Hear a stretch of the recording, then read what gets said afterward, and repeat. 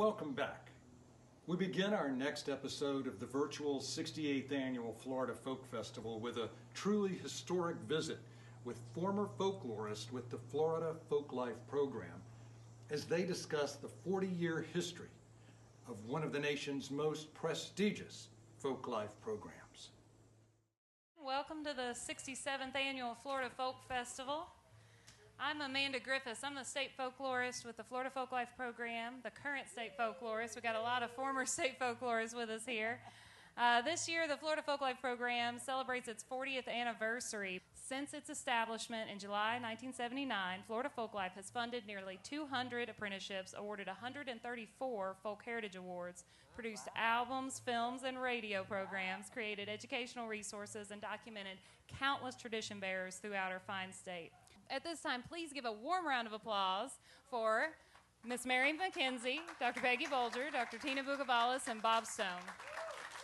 All right. Thank you. Yeah. Mary, you want to talk about some of the projects you worked on, what it was like? Yes, I will, but I want to give a little context to what it was like to live in White Springs in the early 70s when I came and when Peggy came.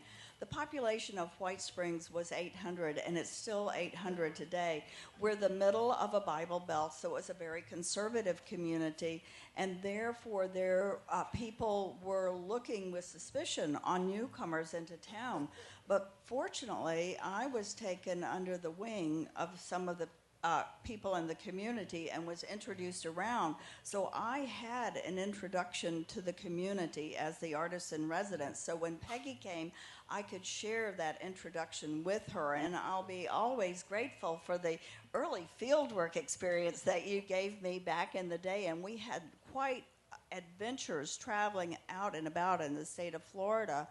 But the earliest project that I remember working as the artist in residence in the community and working with Peggy Bolger, because I was teaching basketry at the time and because I understood basket structures, and there was a huge crafts movement in Florida at the time. People were making baskets and all kinds of things were going on with weavers and people wanting to make those kinds of products that we might associate with pioneer skills.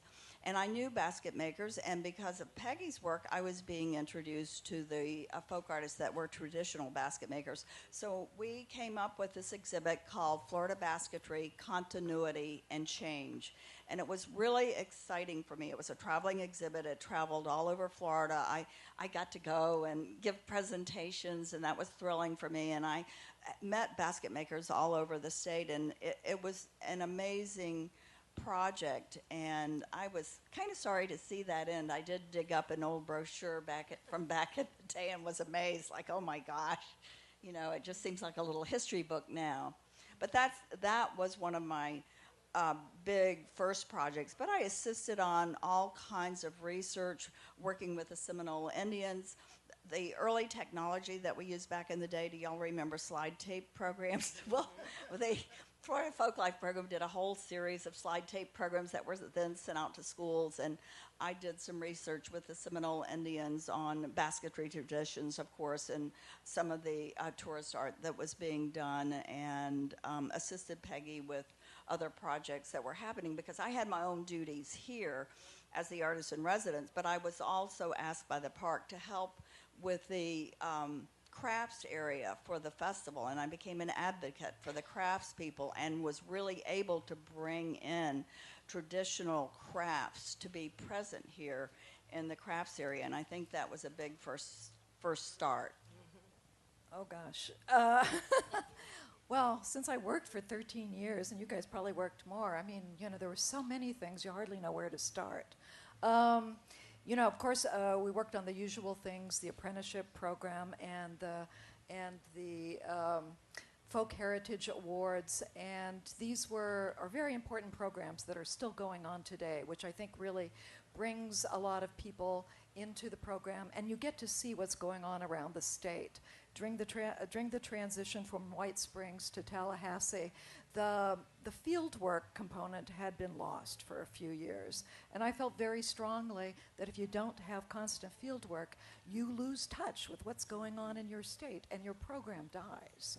So that was very important to get that back in line, and to also consider things from a variety of different angles in terms of subject matter, different kinds of subjects, in terms of different regions. Another, folklorist horrified moment was we did a wonderful survey, and Bob did a lot of this survey on Asian and Pacific folk life. And we had some fantastic people come out doing music and dance. Well, one of the featured performances was the fire jugglers, or yes, what we didn't take into account was how high they juggled these and the tent. So we're sort of sitting there in total dismay, going, they're going to set the tent on fire. We'll never get out of here. But luckily they just missed the tent. So anyway, a lot of things happen in folk life that you never expect. Of course, that was also the year that a performer who shall not be named made a big speech at the main stage about how this was no longer the Florida Folk Festival. His family had been 5 generations in Florida, and who were these people coming in? And it was just, yep, it was something that, you don't realize, but we're kind of fighting this battle at times. People who are in Florida, there's no line. People who are in Florida and live here are Floridians. This place constantly changes. I can't tell you, since I first went to Miami and it was all Cuban, now there's been wave after wave after wave of immigration, and it's always a joy. There's always new people bringing new traditions, and it's just something that we, the state as a whole, that we have to accept and appreciate. So anyway, that's about it. I got to run off because I'm playing with a band in a few minutes, but I have one, just looking at this floor, there's a whole story about these dance floors, and I was in the beginning of that. But one time we had, on this stage here, it's probably these exact same boards, we had a capoeira group. It's a Brazilian, it's a sort of a acrobatic, militaristic dance sort of thing, and it's actually some of the roots of breakdancing. And these guys do, these spectacular turns and flip aerial, and they come down, and it's always barefooted. And their leader, who was like a rock, and this guy was almost 60 years old, he would do this on concrete. I have photos of him this high off the ground, and landing on his bare feet. So a guy lands, and you couldn't do it in 1,000 years if you tried. His these are tongue and groove joints.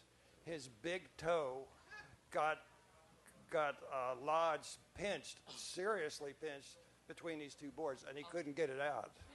Oh. We got big levers and stuff. We couldn't get out. We had to cut it out. At first, he was laughing because it was numb, but he wasn't laughing after a while. But that just reminded me. Might have been that board right there. But have to run. Thank you. It's been great, and it's been great to see old friends. Yeah. Nothing that I'm doing would be possible if they had not laid the groundwork. They made it all possible. Thank you.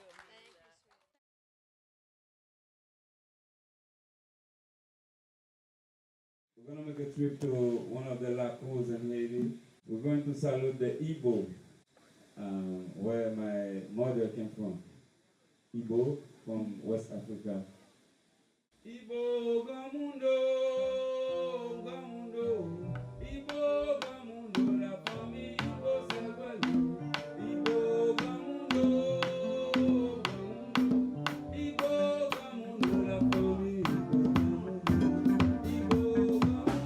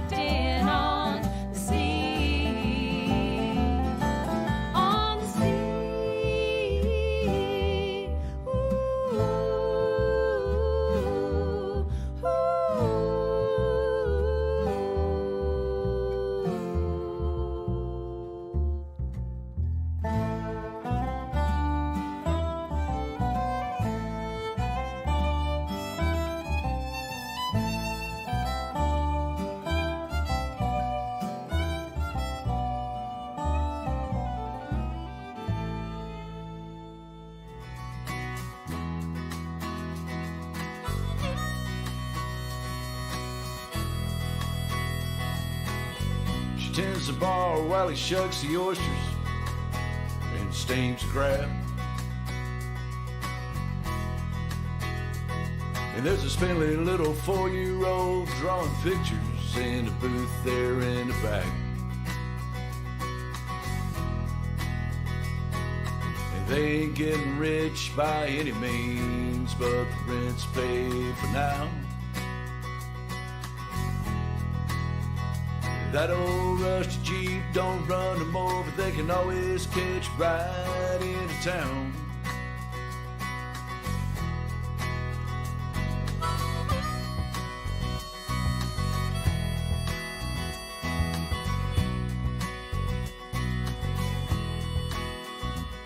And the old man worked the oyster beds till the arthritis in his shoulders got him down. And I was on the side of 98 selling head-on shrimp to the snowbirds by the pound. And he thinks back on the days before the Apalachicola started running low. For that runoff from Atlanta went and settled down here on the coast. We still ride them old shell roads, and the shrimpers pull their load. Since it's all grass and the mud, we got salt in the blood.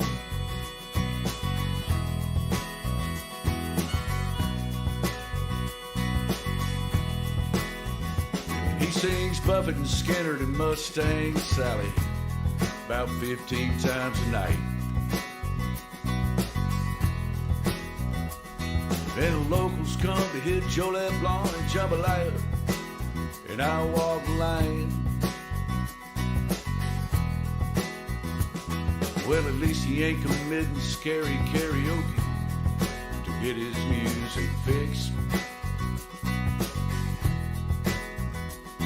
Come closing time, he can almost pay his bar tab with the tips. We still ride them old shell roads, and the shrimpers pull their load. Since sawgrass and the mud, we got salt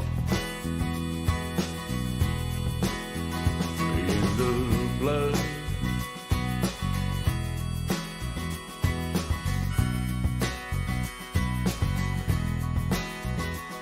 When them storms come blowing in, we don't break, but we sure can't bend. Since sawgrass and mud, and we got salt. Yeah, we got salt in the blood.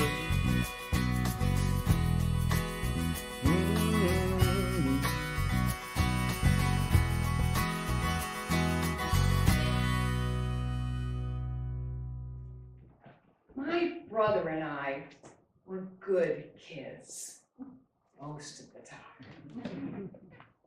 But the devil got a hold of us when we were in church.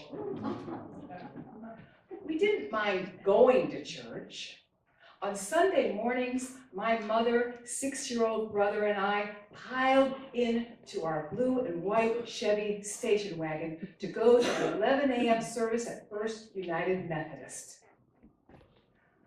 I was the big sister at 9 years old, so I got to sit shotgun and carry the Twinkies my mom let us eat on the way to church, a little bribery to get us into the car on time. Our father spent Sunday mornings working at the bakery our uncle owned. My favorite part of the ride was when my mother started to sing. You might know this song. He's got the whole world in his hands. He's got the whole world in his hands. He's got the whole world in his hands. He's got the whole world in his hands. He's got you and me, brother, in his hands. He's got you and me, sister, in his hands. He's got everybody here in his hands. He's got the whole world in his hands. Oh, I'm glad you love that song as much as I do. Now, when we got to church, things started to go downhill. Because we had to sit still, be quiet, and listen to grown-ups talk for what seemed like forever. We tried.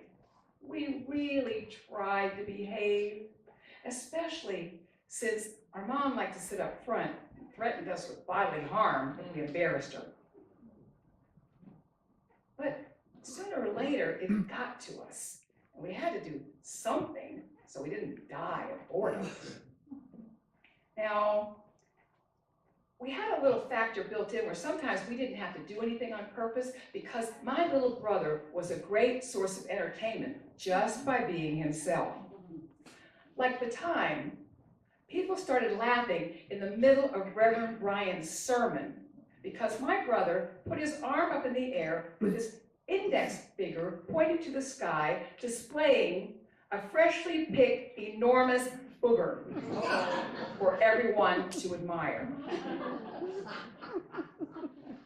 And the times he passed gas that smelled so gross and traveled so far, several people got up and left in the middle of the service. And the time when Reverend Brian was in the middle of an impassioned message, and my brother announced loudly, "I want to be a minister when I grow up. If I have to come to church, it's going to be much more fun to stand up there and yell than have to sit here and listen." When there wasn't anything amusing happening on its own, we had to take action, and we invented activities like making funny faces and funny noises, or folding bulletins into paper airplanes and flying them behind my mother's head to the pew in the back, or dropping marbles on the floor to listen to them roll to the back of the church. Our best idea was bringing a cricket we had caught and put in a jelly jar with holes punched in top, hidden in my coat pocket. Now, in our defense, we only meant to pull the jar out and look at the cricket for something to do. But the lid was not tight on the jar, and when I pulled that jar out of my pocket, it came off. That cricket jumped onto my mother's neck, proceeded to hop from person to person. Pandemonium broke out. Those grown-ups were screaming, bolting up from their seats, and running around like crazy. Reverend Brian had to stop communion. It was wonderful. We were delighted. It was the greatest time we'd ever had in church. Eventually, a man caught the cricket and took it outside. Reverend Brian calmed everyone down, resumed communion, and finished the service. When everybody else had gone, and no one else was talking to Reverend Brian as he stood in the doorway after the service, my mother took us up to him and made us apologize. She tearfully apologized profusely and told him, "I realize it's not fair to you or anyone else in this church to keep bringing my children, so I'm not going to come back." Reverend Brian hugged my mom. "Oh no, you have to come back. I want you to come back." He looked at us and smiled.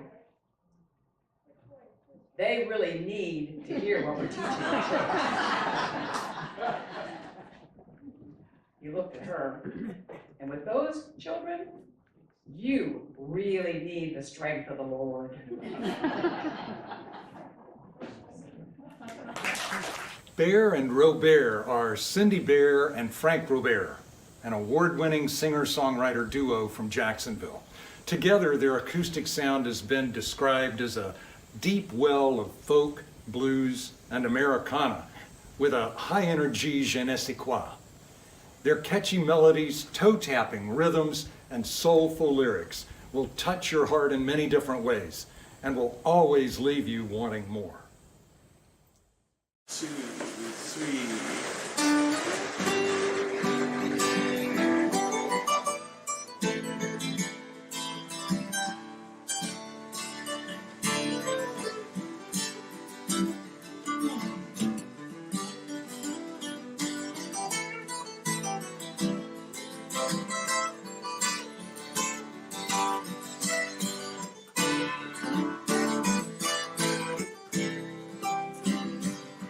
Driving all night to see my man.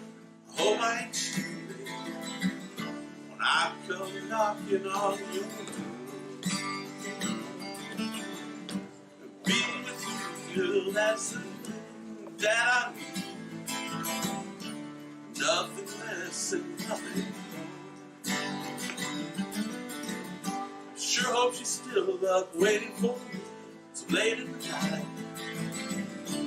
Though I'm sure she's sound asleep. Look at my gasket, just getting another year or two, and my worries are getting looking for the lights of Jacksonville to guide me home. Though this highway does not care. Looking for the lights of Jackson on the horizon. Hope to be the sunrise.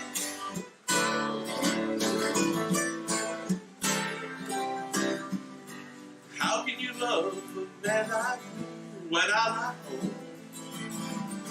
Always somewhere on. Not coming home to you right now, Jackson. Tonight it's you I get to know. That's the St. John's River now, down in the land. Soon I'll be in my baby's home. Past my old St. Augustine in my dreams. Hope I come to home. Looking for the lights of Jacksonville to guide me home. Though this highway does not care. Looking for the lights of Jacksonville on the horizon. Hope to be the sunrise.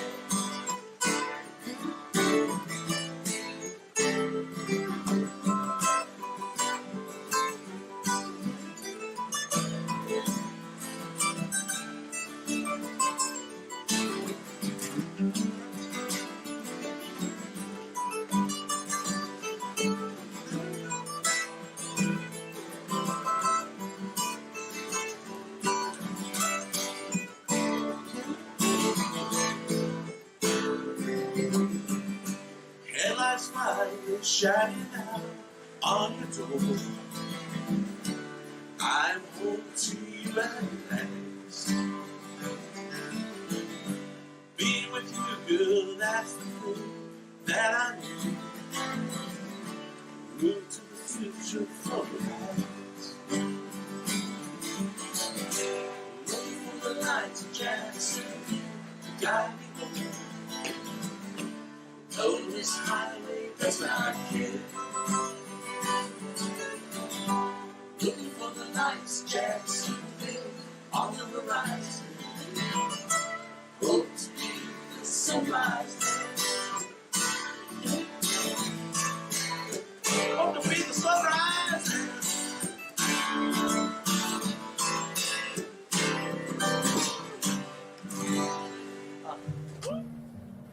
Iris was my daddy's mama. Her mama was, she was a Cherokee.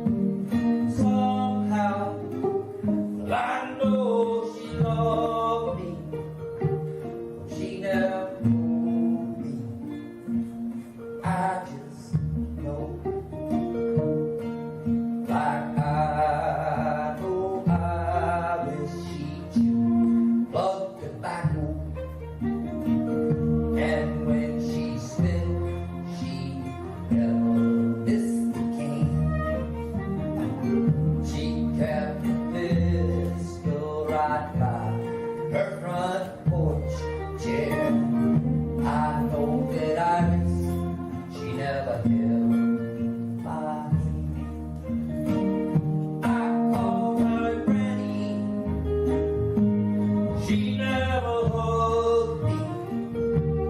She was quiet. She moved slowly. Somehow I know she loved me. She never told me. I just know.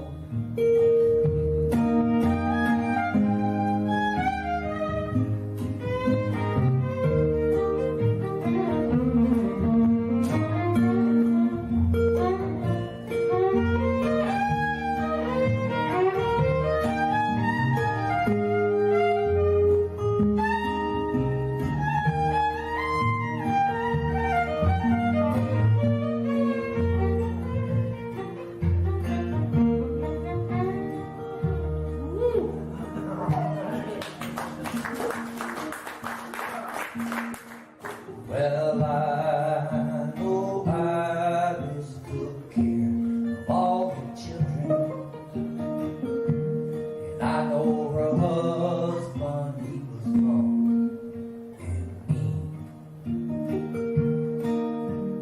And I know she outlived him by lifetimes, but I'm not sure what I was ever dreamed.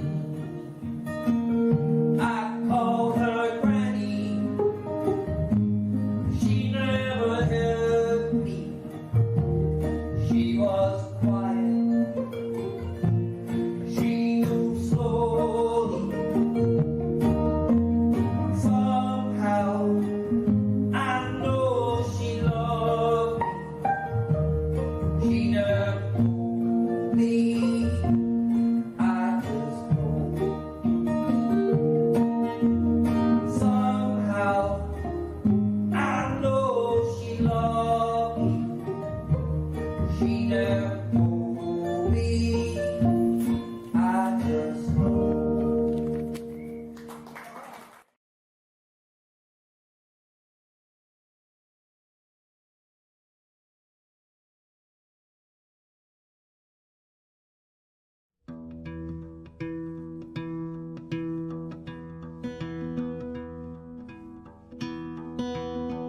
Are you lonesome tonight? Do you miss me? I say, are you sorry we drifted apart?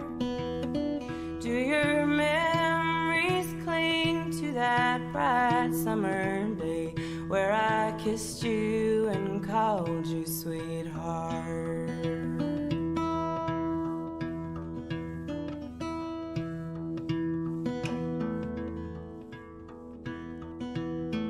Like a rose on the vine, I am clinging to you as I did when we drifted apart. I am wishing you back to that little cabin shack where I kissed you and called you sweetheart. Does the chair in your parlor seem empty and bare? Do you miss me and wish I was there?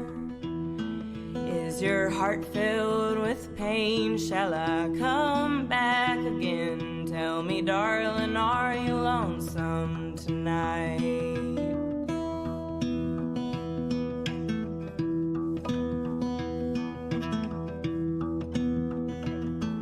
Are you lonesome tonight? Do you miss me? I say, are you sorry we drifted apart? Do your memories cling to that bright summer day when I kissed you and called you sweetheart?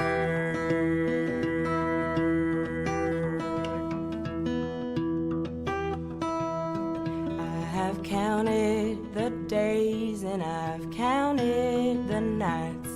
I've counted the months and the years. I have counted on you since we drifted apart. Tell me, darling, are you lonesome tonight?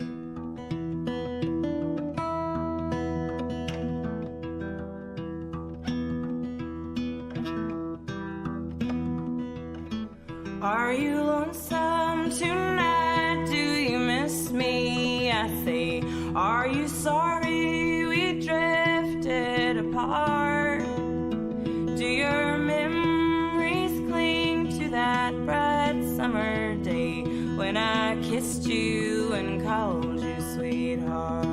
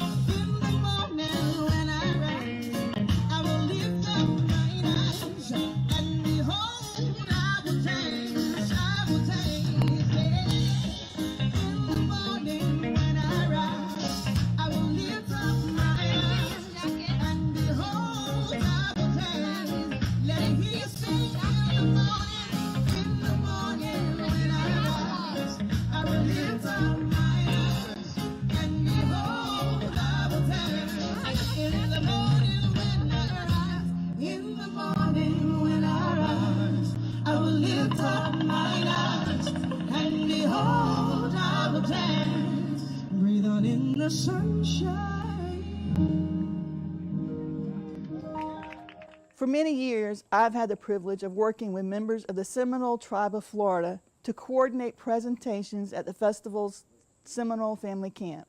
First with Florida Folk Heritage Award winner Lorene Gopher, and most recently with her daughter Charlotte Burgess. We thank the Seminole Tribe of Florida for their continuing support to present a small portion of their culture to festival visitors. At the Florida Folk Festival, you'll see wonderful examples of traditional Seminole crafts, including patchwork, beadwork, doll making, basketry, dugout canoes, and traditional Seminole foods.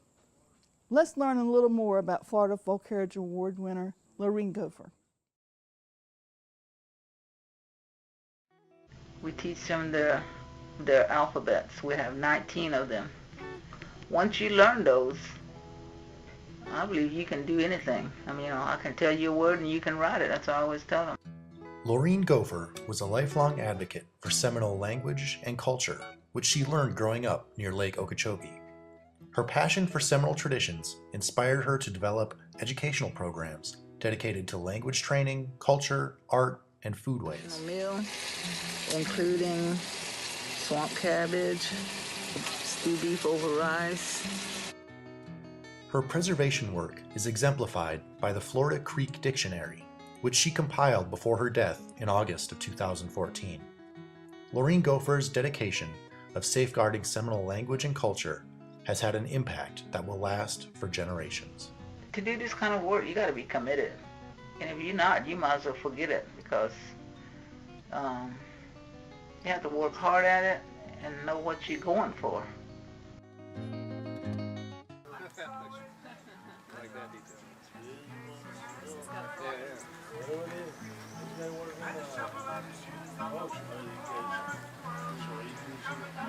Sure, yeah.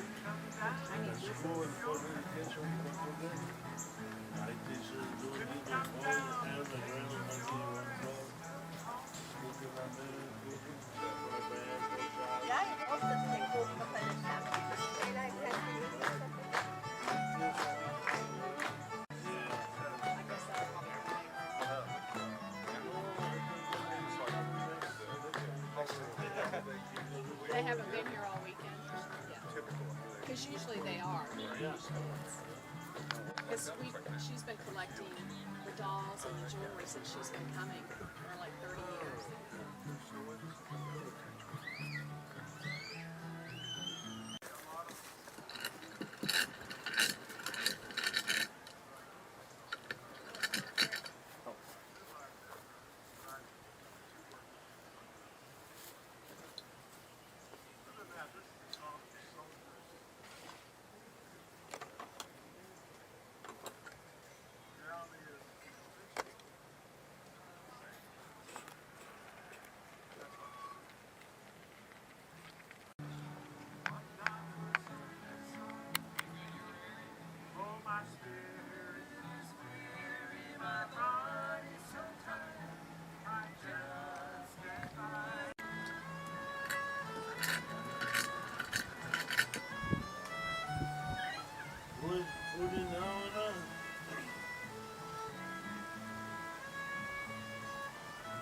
What?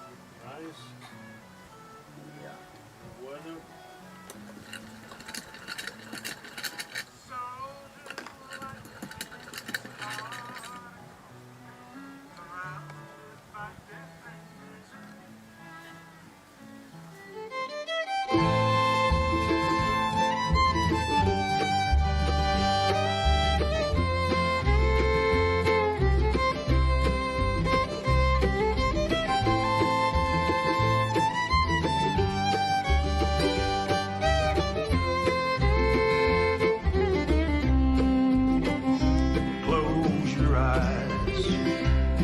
Turn back the page in history. Watch Leon walking on the shore. Close your eyes. Take a memory trip with me. What this land of flowers was before. Can you see this land of flowers?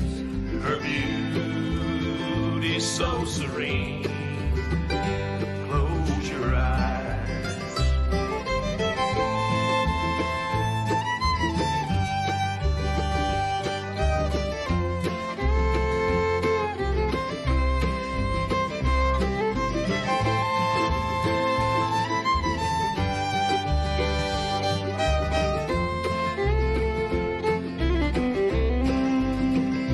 Close your eyes and look the other way. Progress took its toll upon this land. Can you hear her calling out to you, taking more from her than she can stand? Can you see this land of flowers? Her beauty's fading fast. Close your eyes.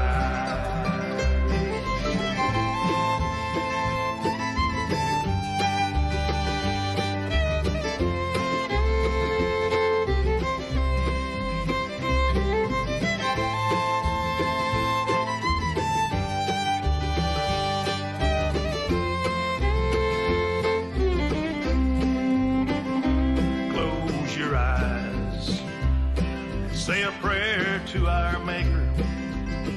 What's been done can never be replaced.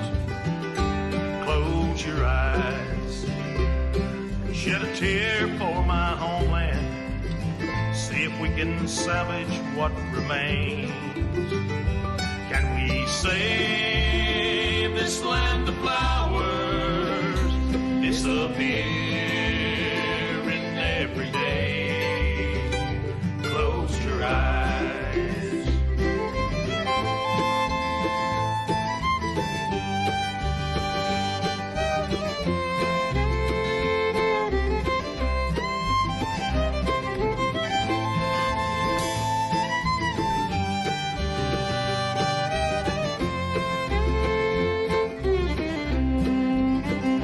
Can we save this land of flowers? Disappearing every day. Close your eyes and weep. Close your eyes and pray. Close your eyes.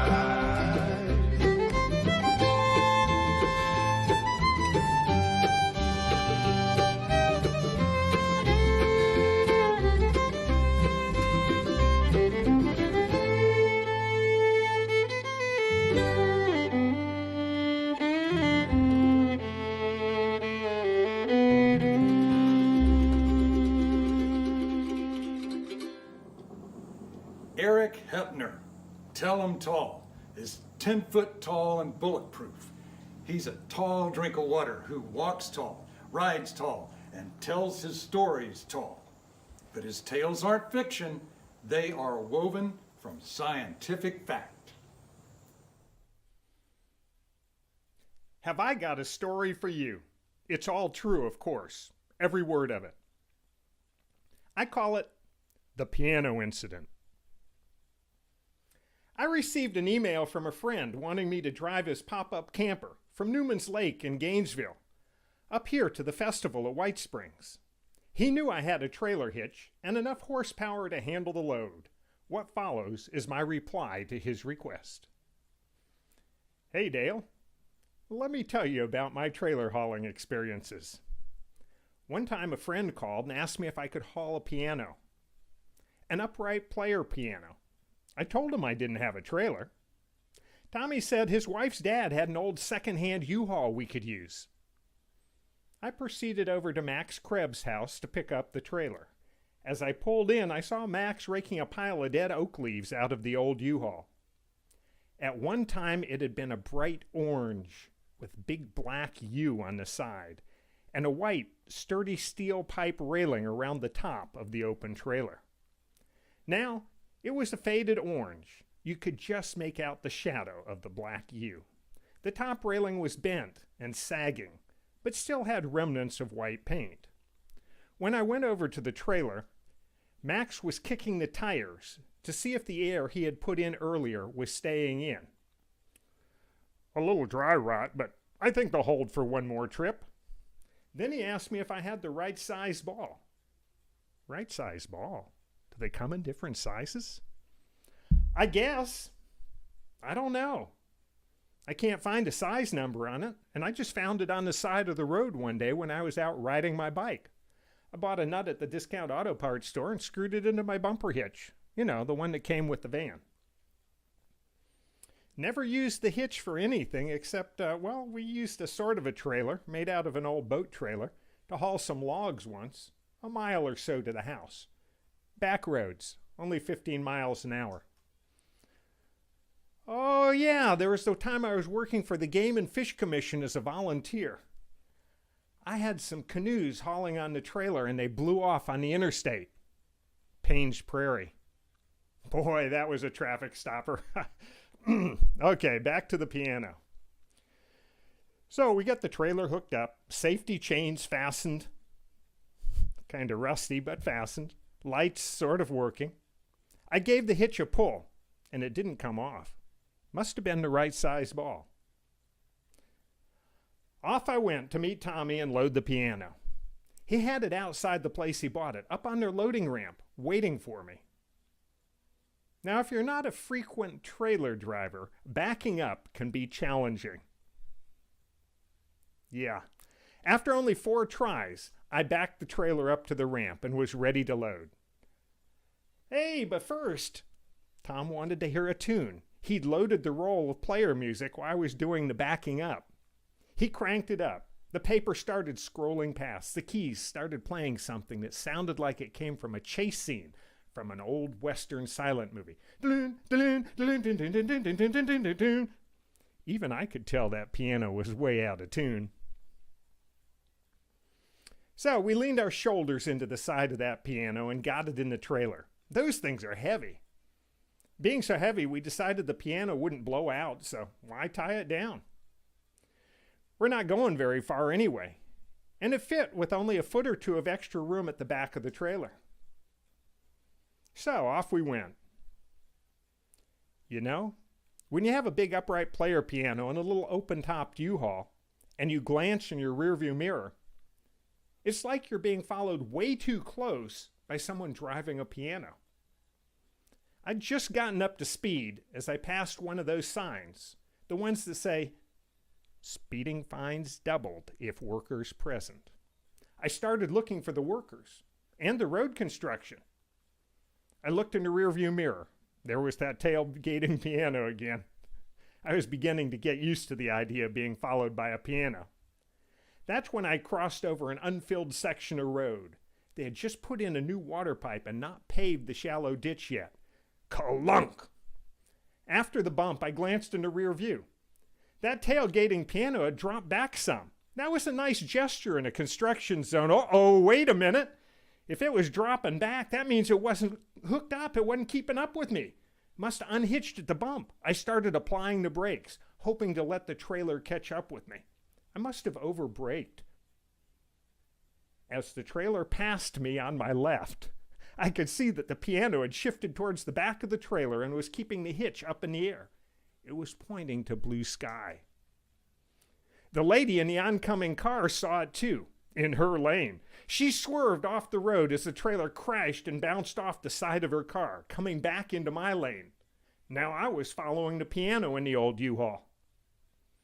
It was playing. Evidently the crash had started the roll Tommy had put in before we left.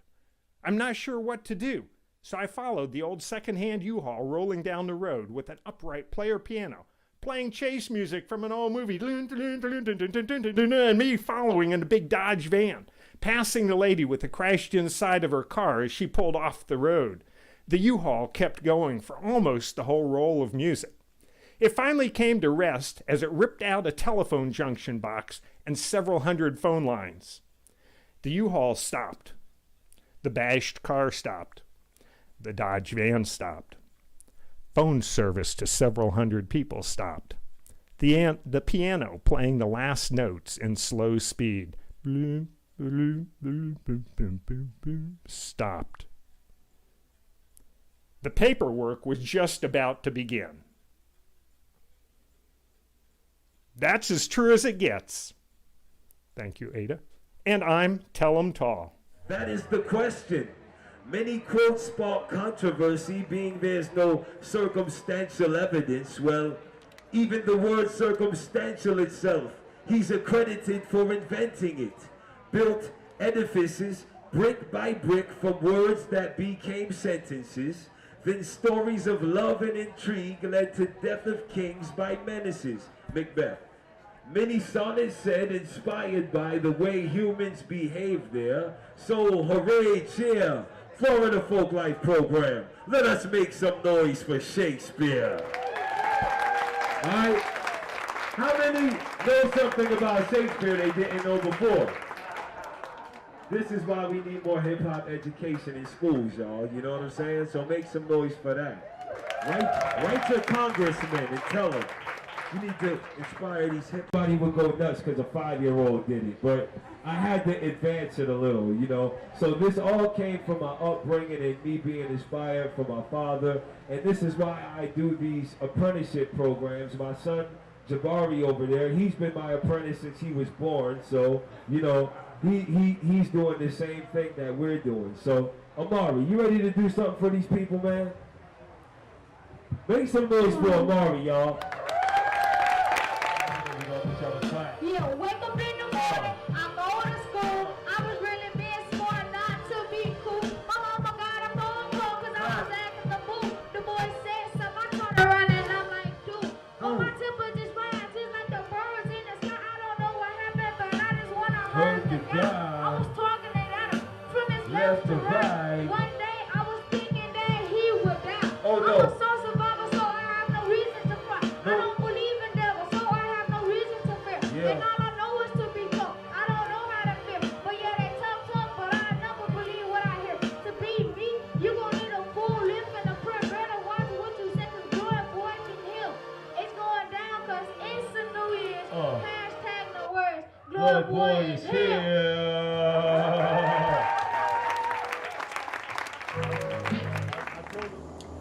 The virtual 68th Annual Florida Folk Festival is brought to you by the Florida Park Service, Stephen Foster Folk Culture Center State Park, and the Stephen Foster Citizen Support Organization.